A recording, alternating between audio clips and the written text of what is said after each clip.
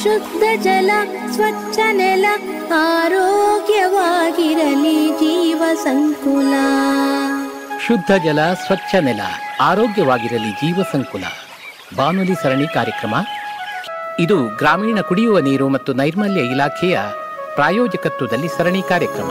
ಆರೋಗ್ಯವಾಗಿರಲಿ ಜೀವ ಸಂಕುಲ, ಆರೋಗ್ಯವಾಗಿರಲಿ ಜೀವ ಸಂಕುಲ.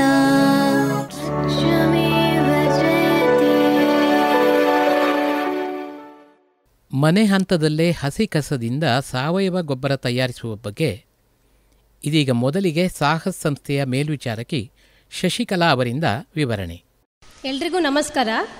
ಹಸಿ ಕಸವನ್ನು ಮನೆ ಹಂತದಲ್ಲಿ ಯಾವ ರೀತಿ ನಾವು ಸಾವಯವ ಗೊಬ್ಬರವನ್ನಾಗಿ ಪರಿವರ್ತಿಸಬಹುದೆಂಬುದರ ಬಗ್ಗೆ ಇವಾಗ ವಿವರಿಸ್ತಾ ಇದ್ದೀವಿ. ಅದರಲ್ಲಿ ಮೊದಲನೆಯದಾಗಿ ಪೈಪ್ ಕಾಂಪೋಸ್ಟನ್ನು ಯಾವ ರೀತಿ ನಾವು ಮನೆ ಹಂತದಲ್ಲಿ ನಿರ್ವಹಣೆ ಮಾಡ್ಬೋದಂತ ನಾನಿವಾಗ ಅದರ ಮೆಥಡನ್ನು ಹೇಳ್ತೀನಿ. ಮೊದಲನೇದಾಗಿ ಪೈಪ್ ಕಾಂಪೋಸ್ಟ್ಗೆ ಬೇಕಾಗುವಂಥ ಸಾಮಗ್ರಿಗಳು 5 ರಿಂದ 8 ಅಡಿ ಉದ್ದದ್ದು 2 ಪೈಪ್ ಬೇಕು. ಇವಾಗ ನಾವು PVC ಪೈಪ್ಗಿಂತ ಸಿಮೆಂಟ್ ಪೈಪ್ ಅಂತ ಹೇಳಲಿಕ್ಕೆ ಇಷ್ಟಪಡ್ತೀವಿ. ಯಾಕಂದರೆ ಸಿಮೆಂಟ್ ಪೈಪಲ್ಲಿ ಉತ್ತಮ ಗೊಬ್ಬರ ಬರ್ತಾ ಇದೆ. ನನ್ನ ಮನೆ ಹಂತದಲ್ಲಿ ನಾನೇ ಮಾಡಿದ್ದೀನಿ. ಗೊಬ್ಬರ ಕೂಡ ಒಳ್ಳೆ ರೀತಿಯಲ್ಲಿ ಬರುತ್ತೆ. ಅದಕ್ಕೆ PVCಗಿಂತ ಸಿಮೆಂಟ್ ಪೈಪ್ ಅಂತ ನಾವು ಹೇಳ್ತೀವಿ. ಇದು 5 ರಿಂದ 8 ಅಡಿ ಉದ್ದದ್ದು 2 ಪೈಪ್ ಬೇಕು. ಮತ್ತು 100 ರಿಂದ 200 ಗ್ರಾಮಷ್ಟು ಸೆಗಣಿ ಮತ್ತು ಬೆಲ್ಲ ಇಷ್ಟು ಬೇಕು. ಸ್ಟಾರ್ಟಿಂಗಲ್ಲಿ ನಾವು 1 ರಿಂದ 1.5 ಅಡಿಯಷ್ಟು ಆಳ ಗುಂಡಿ ಮಾಡಬೇಕು 2 ಪೈಪ್ಗೂ. 2 ಪೈಪನ್ನು 1 ರಿಂದ 1 ಅಡಿಯಷ್ಟು ಆಳ ಗುಂಡಿ ಮಾಡಿ ಪೈಪನ್ನು ಫಸ್ಟಿಗೆ ಫಿಕ್ಸ್ ಮಾಡ್ಕೋಬೇಕು ನೆಲಕ್ಕೆ.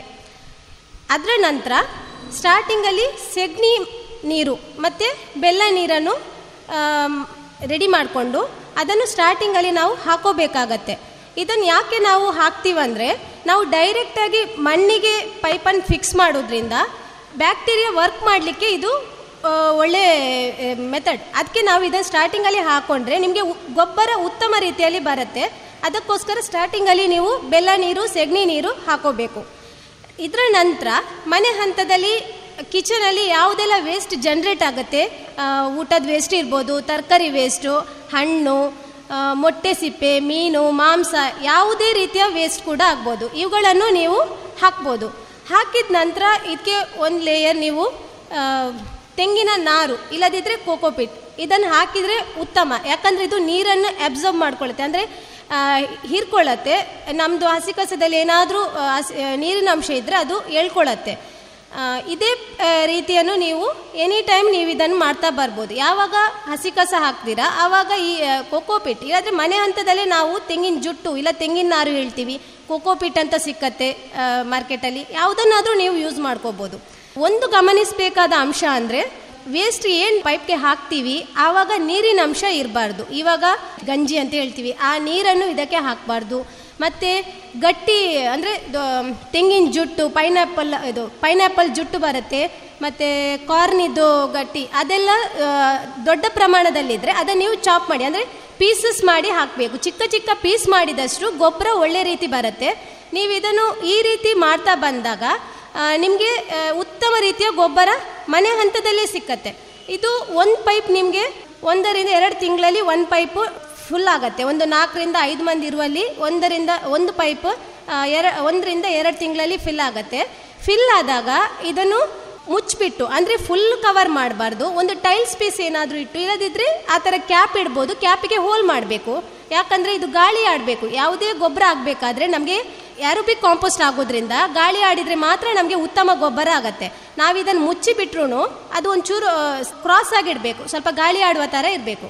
ನೆಕ್ಸ್ಟ್ ಇನ್ನೊಂದು ಪೈಪಲ್ಲಿ ಸ್ಟಾರ್ಟ್ ಮಾಡ್ಬೋದು ನಾವು. ಇದಕ್ಕೂ ಸೇಮ್ ಪ್ರೊಸೀಜರ್. ಫಸ್ಟಿಗೆ ಸೆಗಣಿ ನೀರು ಬೆಲ್ಲ ನೀರು ಹಾಕೋಬೇಕು. ಅದರ ನಂತರ ಮನೆ ಹಂತದಲ್ಲಿ ಉತ್ಪತ್ತಿ ಆಗುವ ಹಸಿ ಕಸವನ್ನು ನೀವು ಹಾಕ್ತಾ ಬರ್ಬೋದು.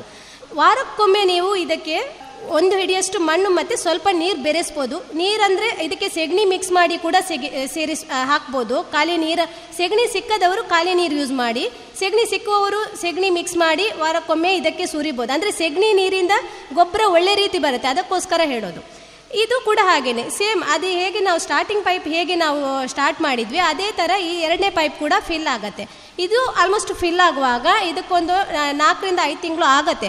ಆವಾಗ ನಮಗೆ ಸ್ಟಾರ್ಟಿಂಗ್ ಪೈಪಲ್ಲಿ ಆಲ್ಮೋಸ್ಟ್ ಗೊಬ್ಬರ ರೆಡಿ ಆಗಿರುತ್ತೆ. ನೀವು ಬೇಕಿದ್ರೆ ಅದನ್ನು ತೆಗೆದು ನೋಡ್ಬೋದು. ಆಗದಿದ್ದರೆ ಅದನ್ನು ಬೇಕಿದ್ರೆ ಸ್ವಲ್ಪ ಟೈಮ್ ಇಟ್ಟು ನೆಕ್ಸ್ಟ್ ನೀವು ಅದನ್ನು ಡೈರೆಕ್ಟಾಗಿ ಗಿಡಗಳಿಗೆ ಬಳಸ್ಬೋದು. ಇದು ಉತ್ತಮ ಸಾವಯವ ಗೊಬ್ಬರ ಆಗುತ್ತೆ. ನಿಮಗೆ ಡೈರೆಕ್ಟಾಗಿ ಮನೆಯಲ್ಲಿ ಯಾವ ಪಾಟ್ ಇರ್ಬೋದು, ಗಿಡಗಳಿಗೆ, ತೆಂಗಿನ ಗಿಡಗಳಿಗೆ ಯಾವುದಕ್ಕೂ ಇದನ್ನು ಡೈರೆಕ್ಟಾಗಿ ಯೂಸ್ ಮಾಡ್ಬೋದು. ಇದುವರೆಗೆ ಮನೆ ಹಂತದಲ್ಲೇ ಹಸಿ ಕಸದಿಂದ ಸಾವಯವ ಗೊಬ್ಬರ ತಯಾರಿಸುವ ಬಗ್ಗೆ ಸಾಹಸ್ ಸಂಸ್ಥೆಯ ಮೇಲ್ವಿಚಾರಕಿ ಶಶಿಕಲಾ ಅವರಿಂದ ಮಾಹಿತಿ ಪಡೆದ್ರಿ. ಹೆಜಮಾಡಿ ತಗ್ಗುಮನೆ ಭಾಸ್ಕರ ಶೆಟ್ಟಿಯವರು ಒಬ್ಬ ಪ್ರಗತಿಪರ ಕೃಷಿಕ. ಸ್ಥಳೀಯ ಪಂಚಾಯಿತಿಯ ಸ್ವಚ್ಛ ಸಂಕೀರ್ಣದಲ್ಲಿ ದಿನನಿತ್ಯ ಸಂಗ್ರಹವಾಗುವ ಹಸಿ ಕಸವನ್ನು ಪೂರ್ಣ ಪ್ರಮಾಣದಲ್ಲಿ ತಮ್ಮದೇ ಕೃಷಿ ಕ್ಷೇತ್ರದಲ್ಲಿ ಬಳಕೆ ಮಾಡ್ತಾ ಇದ್ದಾರೆ. ಅಡಿಕೆ, ತೆಂಗು, ತರಕಾರಿ ಕೃಷಿಗೆ ಸಾವಯವ ಗೊಬ್ಬರವಾಗಿ ಬಳಸಿ ಪ್ರಯೋಜನ ಪಡೆಯುತ್ತಿದ್ದಾರೆ. ಅವರ ಅನುಭವ ಇದೀಗ ಕೇಳೋಣ.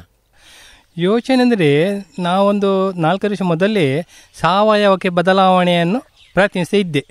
ಆದರೆ 3 ವರ್ಷ ಮೊದಲು ಇವರು ಮೊದಲನೇ ಇದು ಹಸಿ ಕಸದ್ದು ಸ್ವಚ್ಛ ಭಾರತ ಸ್ಕೀಮ್ನಲ್ಲಿ 3 ವರ್ಷ ಮೊದಲು ಎಲ್ಲ ಗ್ರಾಮದಲ್ಲಿ ಹಸಿ ಕಸದ ಇಲವಾರಿಯ ಒಂದು ವ್ಯವಸ್ಥೆ ಆಯಿತು. ಆಗ ಹೆಜಮಾಡಿ ಗ್ರಾಮದಲ್ಲಿ ಹಸಿ ಕಸ ಇಲವಾರಿ ಮಾಡಲಿಕ್ಕೆ ತಕ್ಷಣವೇ ಅದರದೊಂದು ವ್ಯವಸ್ಥೆ ಇಲ್ಲ. ಅದಕ್ಕೊಂದು ನೀವು ಕೃಷಿಕರಾಗಿ ಸಹಕರಿಸಿದರೆ ಒಳ್ಳೆಯದಂತ ನಮ್ಮ PDO ಅವರು ಆವಾಗಿದ್ದು ಮಮತಾ ಶೆಟ್ಟಿ ಅವರೊಂದು ಮನವಿ ಮಾಡಿದರು. ಮನವಿಯಲ್ಲ, ನನ್ನ ಹತ್ರ ಒಂದು ರಿಕ್ವೆಸ್ಟ್ ಮಾಡಿದರು. ಅದಕ್ಕೆ ನಾನು ಸ್ಪಂದಿಸಿದೆ. ಅದು ಸ್ಪಂದಿಸಿದ ನನಗೆ ತಂದು ಹಾಕಿದ್ದಾರೆ ಅವರೇ. ಮೊದಲು ಅಡಿಕೆ ಗಿಡಗಳಿಗೆ ಹೆದರಿಕೆ ಆಗಿ ತೆಂಗಿನ ತೋಟಕ್ಕೆ ಹಾಕಿದೆ. ತೆಂಗಿನ ತೋಟದಲ್ಲಿ ಅದರ ಒಂದು ಬೆಳವಣಿಗೆಯನ್ನು ನೋಡಿ ಈಗ ಅಡಿಕೆ ಗಿಡಕ್ಕೆ ಹಾಕಲಿಕ್ಕೆ ಪ್ರಾರಂಭಿಸ್ತೇನೆ. ಆದರೆ ಅಡಿಕೆ ಗಿಡಕ್ಕೆ ಹಾಕುವಾಗ ಸ್ವಲ್ಪ ದೂರ ಹಾಕಬೇಕದು, ಯಾಕೆಂದರೆ ಅದು ಬೇರುಗಳು ಬಹಳ ಸೆನ್ಸಿಟಿವ್, ಹಾಳಾಗುವುದು ಎನ್ನುವ ಒಂದು ಸಂಶಯ. ಇದನ್ನ ಹಾಕ್ತೇನೆ. ಈಗ ನೋಡಿ ಅಡಿಕೆ ಗಿಡದಲ್ಲಿ ಅಡಿಕೆ ತೋಟದಲ್ಲಿದ್ದೇವೆ. ಆದರೆ ಇನ್ನೊಂದು ಏನಂದರೆ ಹಸಿ ಕಸ ಹಾಕುವಾಗ ಅದರಲ್ಲಿ ತಿಂಡಿ, ಅನ್ನ ಎಲ್ಲ ಬರ್ತದೆ. ನೊಣ ಬರುವ ಸಾಧ್ಯತೆ ಜಾಸ್ತಿ ಇತ್ತು, ನೋಡಿದ್ದೇವೆ. ಅದಕ್ಕೆ ನಾವು ಎಂತ ಮಾಡಿದ್ದೇವೆ, ಒಂದು 5 ಲೀಟರ್ನ ಉಪ್ಪಿನಕಾಯಿಯ ಭರಣಿ ಮಾರ್ಕೆಟ್ನಲ್ಲಿ ಸಿಗ್ತದೆ. ಸಾಮಾನ್ಯ ಜೀನಸ್ ಅಂಗಡಿಯಲ್ಲಿ ನಾವು ಅಂಗಡಿ ಉಚಿತವಾಗಿ ಸಿಗ್ತದೆ, ಅಥವಾ ಗುಜರಿಯಲ್ಲಿ 5 ರೂಪಾಯಿ ಸಿಗ್ತದೆ. ಅದಕ್ಕೆ ಒಂದು ಸುಮಾರು ಒಂದು 1/4 kg ಅರ್ಧ ಮೀನಿನ ಮೊಟ್ಟೆ, ಮೀನಿನ ವೇಸ್ಟ್ ಅದನ್ನು ಹಾಕಿ, ಆಮೇಲೆ 3/4 ಡಬ್ಬಿ ನೀರನ್ನು ಹಾಕಿ, ಅದಕ್ಕೆ 1 ಚಮಚ ಯಾವುದಾದ್ರೂ ರಾಸಾಯನಿಕ ನಾವು ಫಿರುಡಾನ್ ಹಾಕಿದ್ದೇವೆ. ಅದು ಇದಾಗ್ತದೆ, ಮೀನಿನ ವಾಸನೆಗೆ ಅದು ಆಕರ್ಷಣೆ. ಮೀನು ನಾವು ಹಾಕಿದ್ದು ಬರೀ ಆಕರ್ಷಣೆಗೆ. ಇದರದ್ದು ತರಕಾರಿಗಿಂತ ನೊಣಕ್ಕೆ ಮೀನು ಇಷ್ಟ. ಆದ ಕಾರಣ ಅದನ್ನು ಬಿಟ್ಟು ಇದಕ್ಕೆ ಬರ್ತದೆ. ಒಳಗೆ ಹೋದ ಕೂಡಲೇ ತೂತುಂಟು, 4 ಸೈಡ್ ತೂತು ಮಾಡಿದ್ದೇವೆ, ಮೇಲಿನ ಸೈಡ್. ಅದು ಒಳಗೆ ಹೋದ ಕೂಡಲೇ ಈ ಫಿರುಡನ್ನ ವಾಸನೆಗ ಅಥವಾ ವಿಷದ ಗೊತ್ತಿಲ್ಲ, ಹೋದ ಕೂಡಲೇ ಅದು ಸಾಯ್ತದೆ. ಅದು ಸುಮಾರು ಈ ತೋಟದಲ್ಲಿ ಒಂದು 6-7 ಬಾಟ್ಲಿ ಇಟ್ಟಿದ್ದೇವೆ. ಆ 7 ಬಾಟ್ಲಿ ದಿವಸ ತೆಗಿತೇವೆ. ತಪ್ಪಿದರೆ 2 ದಿವಸ ತೆಗಿಲೇಬೇಕಾಗ್ತದೆ. ನೋಡಿ, ನಾವು 2 ದಿವಸದಲ್ಲಿ ತೆಗೆದ ಒಂದು ನೊಣ ತೋರಿಸ್ತೇನೆ. 6 ಬಾಟ್ಲಿದ್ದು 2 ದಿವಸದ್ದು, ಅಂದರೆ 1 ದಿವಸ ಮಾತ್ರ. ನೋಡಿ ಎಷ್ಟು ಇದೆ ಇತ್ತು ನೊಣ. ಇದು ಹಸಿ ಕಸದ ಅಲ್ಲ ಬೇರೆಲಿಂದ ಬಂದದ್ದು ಗೊತ್ತಿಲ್ಲ. ಒಟ್ಟಿಗೆ ಇಲ್ಲಿ ನೊಣ ಕಂಟ್ರೋಲ್ ಉಂಟು. ನಾವು ತೋಟದಲ್ಲಿ ಒಂದೊಂದು ನೊಣ ಕಣಿಸಿದ್ದಳು, ಅದು ಇಷ್ಟು ತೆಗೆದ್ವಿ. ಇದು ಬಾಟ್ಲಿಯ ಒಳಗೆ ಶೇಖರಣೆ ಆದದ್ದು 6 ಬಾಟ್ಲಿದ್ದು. ನೋಡಿ, ಇದು 5 ಕಿಲೋದು ಉಪ್ಪಿನಕಾಯಿ ಬರೋಣಿ. ನೋಡಿ, ಇದರಲ್ಲಿ 4 ತೂತು ಮಾಡಿದ್ದೇವೆ ನೊಣಗಳಿಗೆ. ಅಡಿಯಲ್ಲಿ ಮೀನು ಮತ್ತು ನೀರು ಹಾಕಿದ್ದೇವೆ. ಅದು ನೀರಿನಲ್ಲಿ ಮೀನು ಕೊಳೆತು ವಾಸನೆ ಬರುವಾಗ ನೊಣ ಎಲ್ಲಿದ್ದರೂ ಅದರ ಒಳಗೆ ಹೋಗ್ತದೆ. ಅದಕ್ಕೆ ಫಿರೋಡಾನ್ ಆಗಿದೆ, ಆ ನೀರನ್ನು ಮುಟ್ಟಿದಲ್ಲಿ ಸಾಯ್ತದೆ. ಇದು ವಾಸನೆ ಬರ್ತದೆ. ನಿಜವಾಗಿ ನೊಣಕ್ಕೆ ಆಕರ್ಷಣೆ ಅಂದರೆ ಮೀನಿನ ವಾಸನೆ. ಹೌದು, ನೋಡಿ ಇಲ್ಲಿ ತೋಟ ಇಷ್ಟು ಕ್ಲೀನ್ ಉಂಟು. ಈಗ ನೀವಿದ್ದೀರಿ, ಇದರಲ್ಲಿ 240 ಬಾಟ್ಲಿ. ಇದರಲ್ಲಿ ಈ ತೋಟದಲ್ಲಿ ಇದು 1/2 ಎಕರೆದ್ದು ತೋಟ. ಇದರಲ್ಲಿ 7 ಬಾಟ್ಲಿ ಉಂಟು, ಅಲ್ಲಲ್ಲಿ ಇಟ್ಟಿದ್ದೀವಿ. ನೋಡಿ, ನಿನ್ನೆ ಮೊನ್ನೆ ಹಾಕಿದ್ದಕ್ಕೆ ಒಂದು ಕೂಡ ಇಲ್ಲ. ಆಯಾ ದಿವಸ ತಂದು ಹಾಕುವಾಗ ನೊಣ ಬರ್ತದೆ.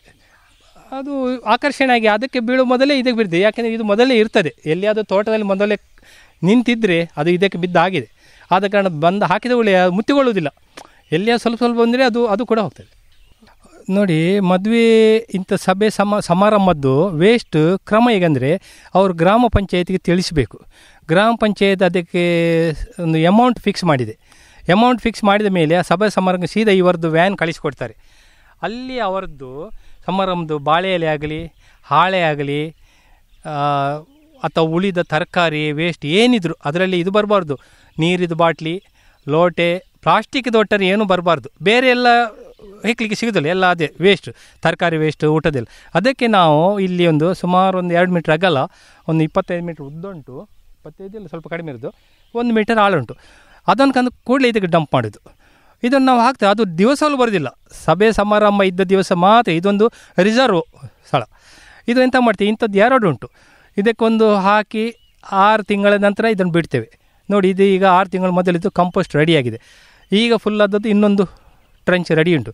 ಅದು ಯಾವಾಗಲೊಮ್ಮೆ ಫಂಕ್ಷನ್ ಇದು ಮಾತ್ರ. ಡೈಲಿ ಮನೆಯದ್ದು ಹಸಿ ಕಸ ಅಡಿಕೆ ಗಿಡಕ್ಕೆ, ಯಾಕೆಂದರೆ ಅದು ಬಿಡಿಸಲಿಕ್ಕೆ ಸುಲಭ ಆಗ್ತದೆ.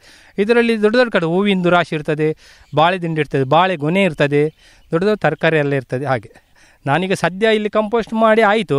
ಈಗ ಇದನ್ನು ತೆಗೆದು ಮೇಲೆ ಹಾಕಿ ಇನ್ನೂ ಅದಕ್ಕೆ ಮಿಕ್ಸ್ ಮಾಡಬೇಕಾ ಡೈರೆಕ್ಟ್ ಹಾಕಬೇಕಂತ ಇನ್ನೂ ಆಲೋಚನೆ ಮಾಡಬೇಕು. ಕಳೆದ ವರ್ಷ ನಾನು ಡೈರೆಕ್ಟ್ ಹಾಕಿದ್ದೇನೆ, ಈಗ ಕಂಪೋಸ್ಟ್ ಆದದ್ದು ಡೈರೆಕ್ಟ್ ಹಾಕಿದ್ದೇನೆ. ಈ ಸಲ ಏನಾದರೂ ಅದರಲ್ಲಿ ಇನ್ನೂ ಕೂಡ ಮೇಲೆ ಇಟ್ಟು ಮಾಡ್ಬೋದಾ ಅಂತ ಇನ್ನು ನೋಡಬೇಕು. ಯಾಕೆಂದರೆ ನಮಗೆ ಹೊಸ ಹೊಸದು ಮಾಡೋದು ಖುಷಿ. ನನ್ನ ಅನುಭವ ಪ್ರಕಾರ ಪ್ರತಿ ಗ್ರಾಮದಲ್ಲಿ ನನಗಿಂತ ದೊಡ್ಡದು ನನಗಿಂತ ಅನುಭವದ ಕೃಷಿಕರು ಇದ್ದಾರೆ. ಆದರೆ ಏನಂತ ಗ್ರಾಮ ಪಂಚಾಯತ್ನವರು ಹೀಗೆ ನನಗೆ ಕೊಟ್ಟಾಗೆ ಕ್ಲೀನಾಗಿ ಕೊಟ್ಟರೆ ಬೇಕಾದಷ್ಟು ಕೃಷಿಕರಿದ್ದಾರೆ. ಹೆದರಿಕೆ ಪ್ರಶ್ನೆ ಇಲ್ಲ. ಇದೆಂತ ಮಾಡ್ತಾರೆ, ಅವರು ಹಸಿ ಕಸ ಅಂತ 1-2 ದಿವಸ ಹಾಕಿ ನಂತರ ಪ್ಲಾಸ್ಟಿಕ್ ಡಬ್ಬೆ ಎಲ್ಲ ಹಾಕಿದ್ರೆ ಓಡಿಸ್ತಾರೆ. ವಿಷಯ ಇಷ್ಟೇ. ಈಗ ನನ್ನ 3 ವರ್ಷದ ಅನುಭವದಲ್ಲಿ ನನಗೆ ಅಂಥ ಘಟನೆ ಆಗಲಿಲ್ಲ. ಅಂಥ ಚಿಕ್ಕಪುಟ್ಟ ಏನಾದರೂ ಕೂಡಲೇ ತಂದವರು ಹೆಕ್ಕಿ ತೆಗಿತಾರೆ. ಆದರೆ ಬೇರೆಯವರು ನನ್ನಷ್ಟು ಅದರಲ್ಲಿ ಹೊಂದಿಕೊಳ್ತಾರೆ ಗೊತ್ತಿಲ್ಲ. ಗೊತ್ತಿದ್ದರೆ ಭಾಳ ಒಳ್ಳೆಯದು ಇದು ಹಸಿ ಕಸದ್ದು. ನೋಡಿ, 2 ವಿಧ ಉಂಟು, ಫಂಕ್ಷನಿದ್ದು ಉಂಟು, ನಿತ್ಯದ್ದು ಸ್ವಲ್ಪದ್ದು ಉಂಟು. ದಿನ ನಾವು ಅವರು ಮಧ್ಯಾಹ್ನ ಬರುವಾಗ ದಿನವೂ ಬರ್ತೇನೆ, ಅವ್ರು ಬಿಡಿಸುವಾಗ ನೋಡ್ತೇನೆ. ಅಂದರೆ 2 ಕಾರಣ. ಒಂದು, ಬಿಡಿಸುವಾಗ ಏನಾದರೂ ಇದ್ದರೆ ಅವ್ರ ಹತ್ರವೇ ಹೆಕ್ಕಿ ತೆಗಿಸ್ತೇನೆ. 2ನೇದು ಕೂಡಲೇ ನಮಗೆ ಅದರ ಮೇಲೆ ಕವರ್ ಮಾಡಬೇಕು, ಏನಾದರೂ ಮರದ ಉಡಿಯ ಗರಿಯ ಏನಾದರೂ ಹಾಕಬೇಕು. ಅದಕ್ಕಾಗಿ ನಾವು ಡೈಲಿ ಬರ್ತೀವಿ. ಒಂದು ದಿವಸ ಇಲ್ಲಾಂದರೆ ಮರುದಿವಸ ಅದೇ ಮುಖ್ಯ ಕೆಲಸ. ಮತ್ತು ನೊಣದ್ದು ನೋಡಿ, ನೊಣ ಹೇಳ್ಬಾರ್ದು. ನಮಗೆ ಇಡೀ ದಿವಸ ತೋಟದಲ್ಲಿ ಅಲೆದಾಡಬೇಕು. ಎಷ್ಟು ಕ್ಲೀನ್ ಉಂಟು ನೋಡಿ. ಈಗ ನೀವು ಏನಾದರೂ ಅನ್ಬೋದು, ಏನಿಲ್ಲ. ಒಂದು 100 ಇದುಂಟು, ಏನು ಕೊಕ್ಕರೆ, ಅದರೊಳಗೆ ಸ್ಥಳೀಯ ಕೊಕ್ಕರೆ, ಸಣ್ಣ ಸೈಜಿಂದು, ದೊಡ್ಡ ಕೊಕ್ಕರೆ, ಕಪ್ಪು ಏನು ಕುತ್ತಿಗೆ ಬಂದದ್ದು. ಅದು ಎಲ್ಲಿಂದ ಬಂದದ್ದು ನನಗೂ ಗೊತ್ತಿಲ್ಲ. ಇದು ಹೆಚ್ಚು ಕಡಿಮೆ ಇಲ್ಲೇ ಇರ್ತದೆ, ಒಂದು 100. ಅದೊಂದು ಕೊಕ್ಕರೆ ಪಾರ್ಕ್ ಅಂತ ಹೇಳ್ಬೋದು. ಅದಕ್ಕೆ ಏನು ಸಿಗ್ತದೆ, ಒಂದವರು ಹಾಕಿದ ಕೂಡಲೇ ಅದು ಏನಾದರೂ ಸಿಗ್ತದೆ ತಿಂಡಿ ಇದು, ಅಥವಾ ಅದು ಈಚೆಯಿಂದ ಕೊಳಿತಾ ಬಂದಿದ್ದು ನೋಡಿ, ಅದರಲ್ಲಿ ಹುಳ ಏನೋ ಸಿಗ್ತದೆ. ಯಾಕಂದರೆ ಅದು ಹಾಕಿದ ಕಸಕ್ಕಿಂತ ಒಂದು 2-3 ದಿವಸದ ಮೊದಲಿನ ಇದರಲ್ಲೇ ಇರ್ತದೆ ಜಾಸ್ತಿ. ಬಹುಶಃ ಅದರಲ್ಲಿ ಹುಳ ಇರ್ಬೋದು. ಇಲ್ಲೇ ಇರೋದು ಬೆಳಗಿನ ಸಂಜೆ ಅದನ್ನು ನೋಡೋದೇ ಖುಷಿ. ಅದಕ್ಕೆ ಕೂಡ ಸ್ವಲ್ಪ ನಮ್ಮೊಟ್ಟಿಗೆ ಹೊಂದಾಣಿಕೆ ಆಗಿ ಹೆದರಿಕೆ ಇಲ್ಲ, ಯಾಕೆ ನಾವು ಎದುರಿಸೋದಿಲ್ಲ. ಭಾಸ್ಕರ ಶೆಟ್ಟರ ಅನುಭವ ಕೇಳಿದ್ರಿ. ಶ್ರೀಮತಿ ಕಸ್ತೂರಿ ಭಾಸ್ಕರ ಶೆಟ್ಟಿಯವರು ಏನು ಹೇಳ್ತಾರೆ ಕೇಳಿ. ಈ ರೀತಿ ಸಾವಯವ ಗೊಬ್ಬರವಾಗಿ ಪರಿವರ್ತನೆ ಮಾಡುವ ಕಾರ್ಯದಲ್ಲಿ ಸದಾ ಕೈ ಜೋಡಿಸ್ತಾರೆ.